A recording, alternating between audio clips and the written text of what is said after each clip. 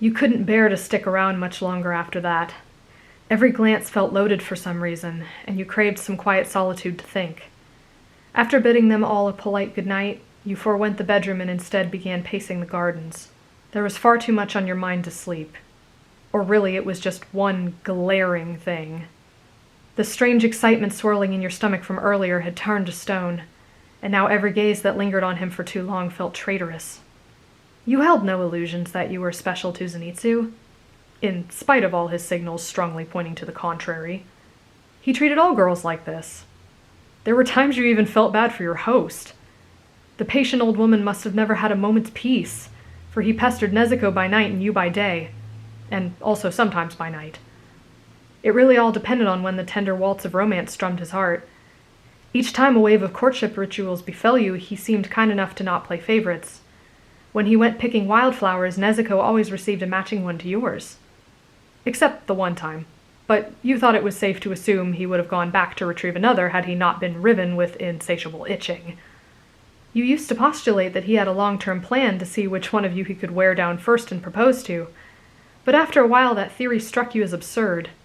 You quickly realized that he genuinely adored you both as much as he claimed, which you couldn't help but find sweet, at least during the times you didn't find it tiresome.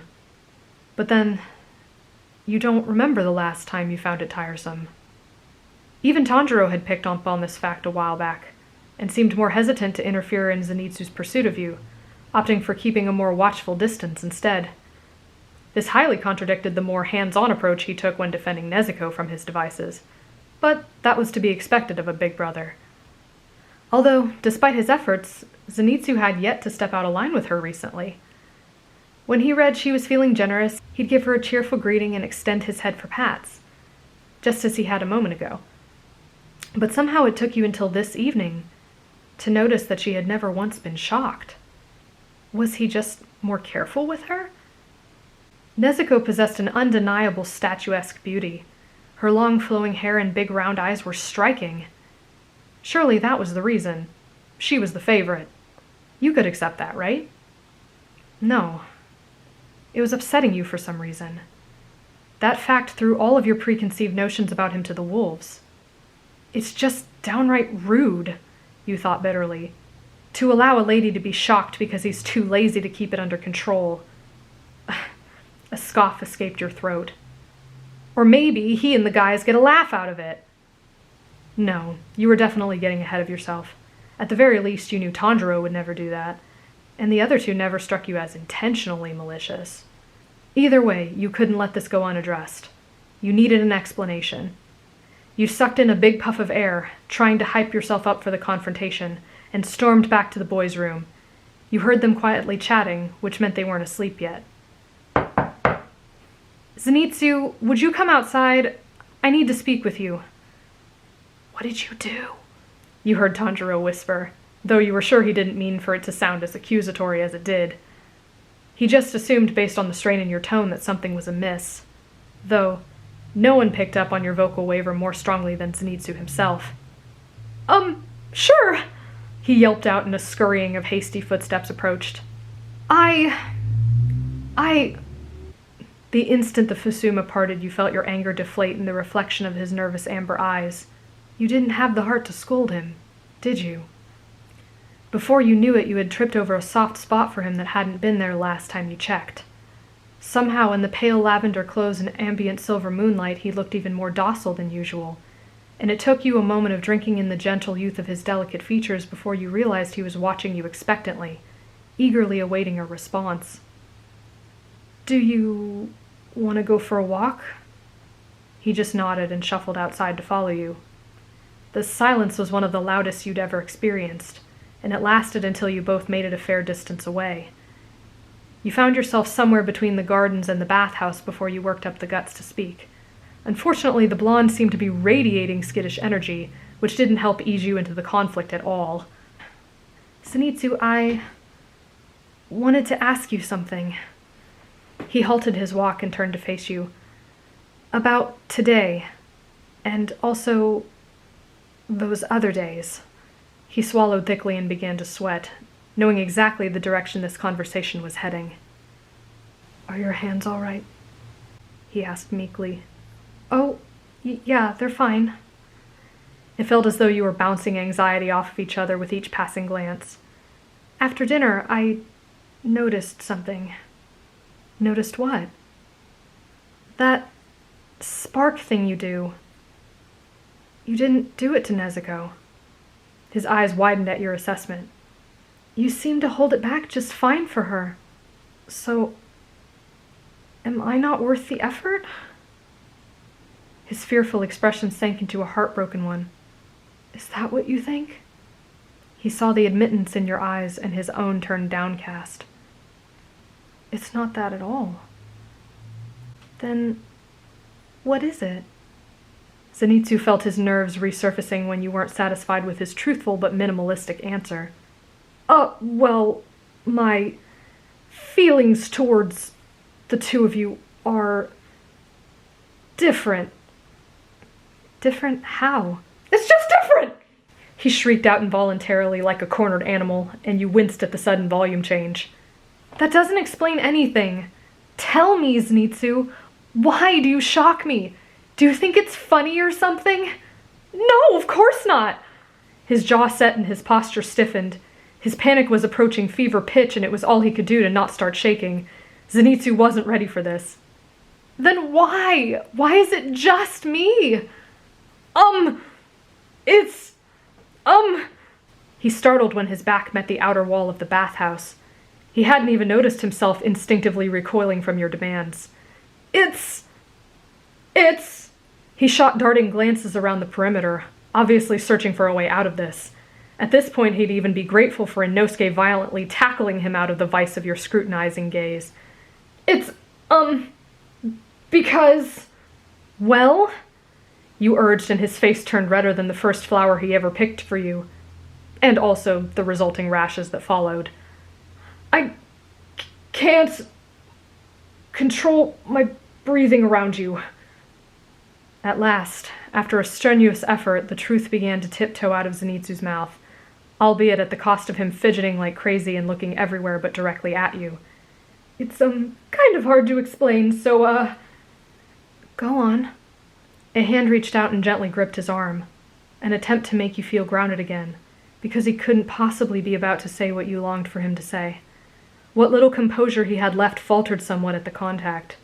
Your unblinking eyes were intense upon him, but they showed no trace of the judgment he expected. Well, it's sort of deeper, you know? And it's sort of like that feeling I had the day I got hit by lightning. But in my heart and stuff. Zenitsu's voice got quieter and shyer with each word. Your stomach flipped. That was a confession. And by the end of it, you were certain you must have been smiling wider than the horizon. You know, Zenitsu, I always believed the heavens were correcting a mistake that day. He tilted his head. Your hair and eyes were certainly always meant to match the true color of your own heart. A flicker of light dashed around him in a bolt, and he took a big step backwards to preserve your safety. Don't say things like that. He wrung his fingers and tucked his chin coyly, hot flush reaching all the way to his ears. I don't deserve that much. You do, though. You took his hands in yours, giving your best effort to keep them from trembling. You deserve all the good things in life that come to you. You're the sweetest boy I've ever met. Probably the most thoughtful as well. Whether it's your intention or not, you always manage to make me feel special. His lips parted in awe as you poured out your emotions to him, and he swore his heart was fluttering faster than Chuntoro's wings. I guess what I'm trying to say is, I'm falling for you, Zenitsu. Or rather, I think I already have. Traveler-chan. Your name fell breathlessly from his lips. His eyelids grew heavy as your face inched closer to his. He craned his neck forward to close the distance, but just before his affections were returned, he heard your voice. Don't shock me. Mm-hmm. He nodded swiftly, and the motion began again. The instant your bottom lip brushed his, he sighed. A tsunami swell of devotion filled his chest and overwhelmed him. Then...